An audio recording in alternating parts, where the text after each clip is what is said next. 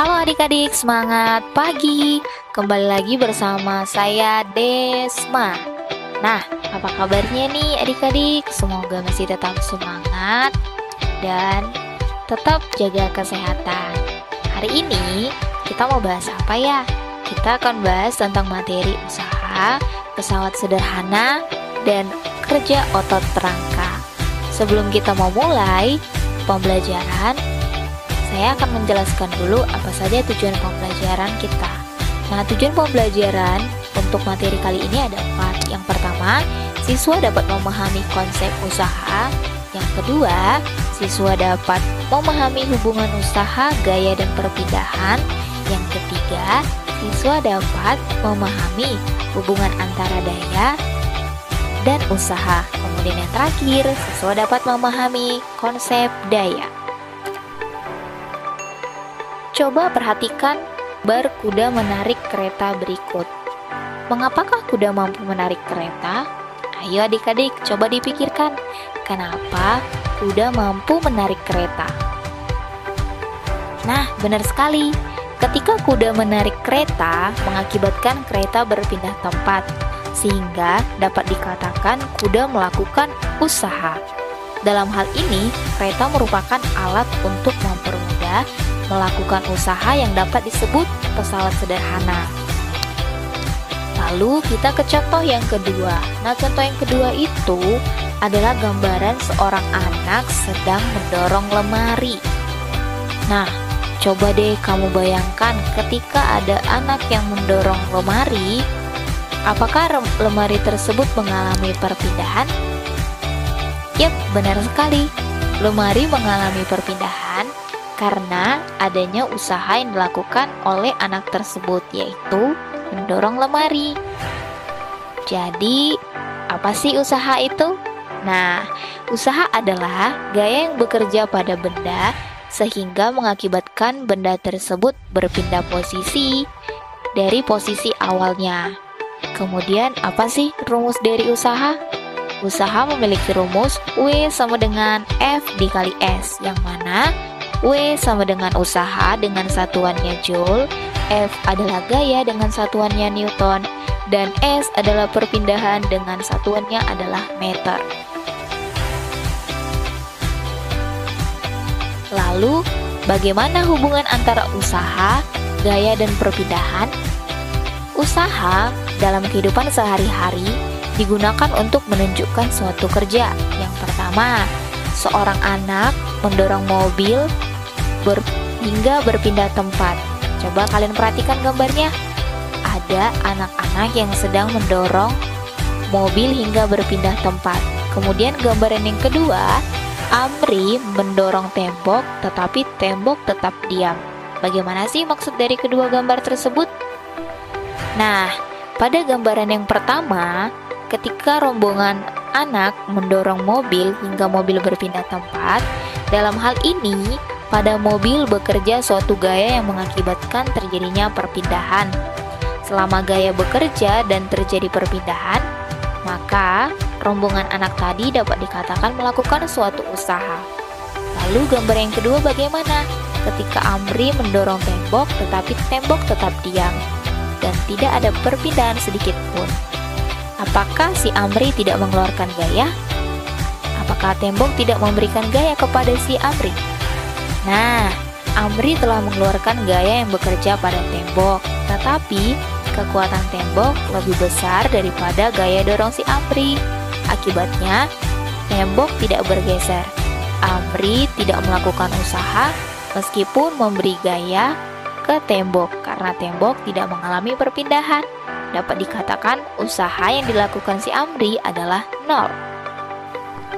Dari kedua peristiwa tersebut, dapat kita simpulkan bahwa usaha berkaitan dengan gaya dan perpindahan.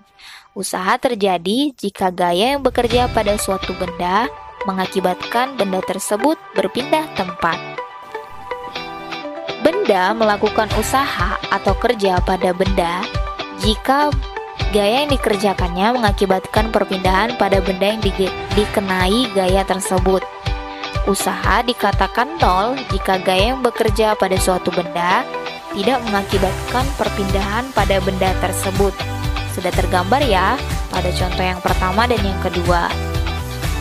Nah, sekarang coba kamu perhatikan gambar ini. Ada dua gambar yang berbeda.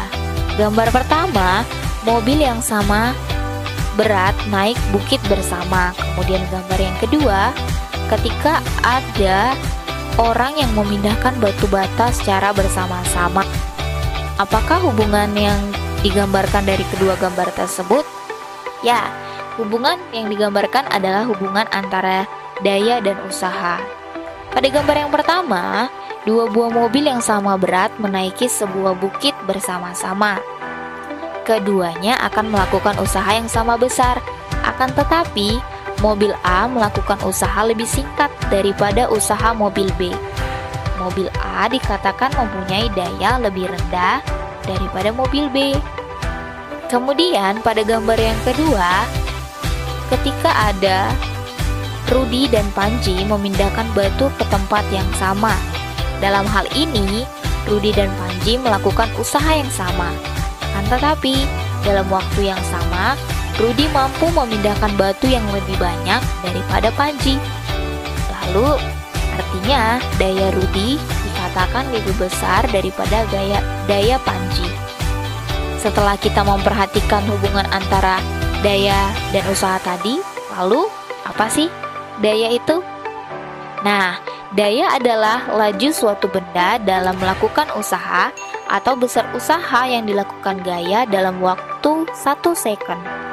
Bagaimana sih rumusnya? Rumusnya adalah P sama dengan W per T, dengan P adalah daya, satuannya watt, W adalah usaha, satuannya joule, dan T adalah waktu dengan satuannya adalah second.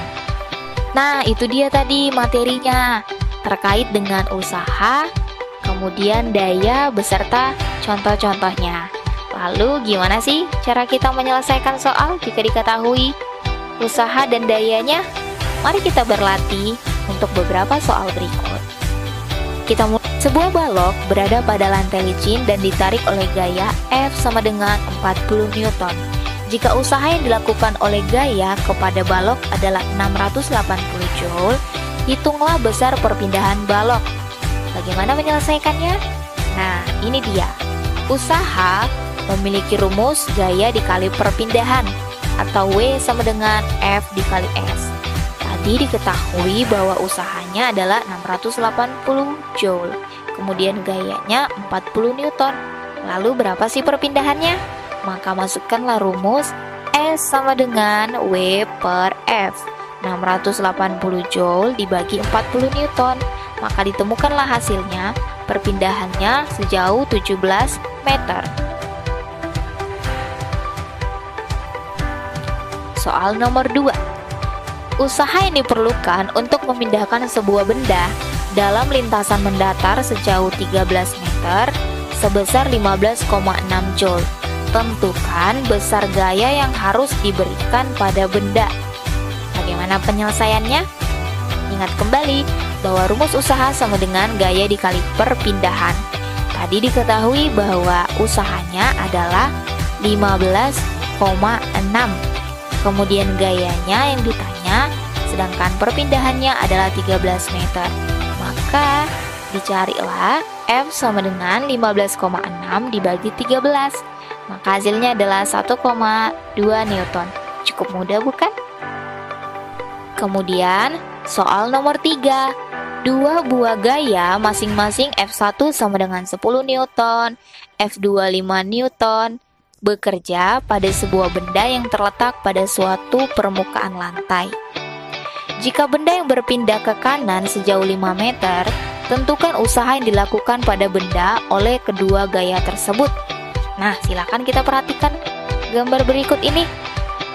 Bagaimana sih penyelesaiannya? Nah, W sama dengan F dikali S adalah rumus dari usaha. Nah, W tadi F-nya ada F1 dan F2, maka kita jumlahkan terlebih dahulu. 10 ditambah 5, karena mereka sama-sama ke arah kanan. Maka dihasilkan 15 Newton dikali sama perpindahan. Perpindahannya sejauh 5 meter. Maka usaha yang dilakukan adalah 15 dikali 5, menghasilkan nilai 75 Joule. Ingat ya adik-adik, setiap kali kalian mencari perhitungan usaha, daya, dan rumus lain, tetap selalu sertakan setelah hasil itu adalah satuan, karena setiap nilai memiliki besaran dan satuan. Nah, untuk memperdalam ilmu kamu lagi, coba dikerjakan latihan soalnya supaya kamu lebih paham bagaimana sih menyelesaikan soal tentang usaha dan daya. Nah, itu dia tadi materi hari ini tentang usaha, daya dalam kehidupan sehari-hari. Semangat walaupun belajarnya masih dari rumah. Tetap doakan supaya bumi kita cepat pulih, biar kita tetap sama-sama lagi belajar di sekolah. Terima kasih yang sudah nonton video ini sampai habis. Jangan lupa subscribe buat yang belum subscribe, kemudian di like, di share ke semua sosial media yang kamu punya, karena dukungan kamu untuk channel ini sangat-sangat berharga. Semoga yang menonton video ini bermanfaat dan dapat membuat semangat adik-adik kembali belajar di rumah. Terima kasih, sampai jumpa di video selanjutnya. See you, bye-bye.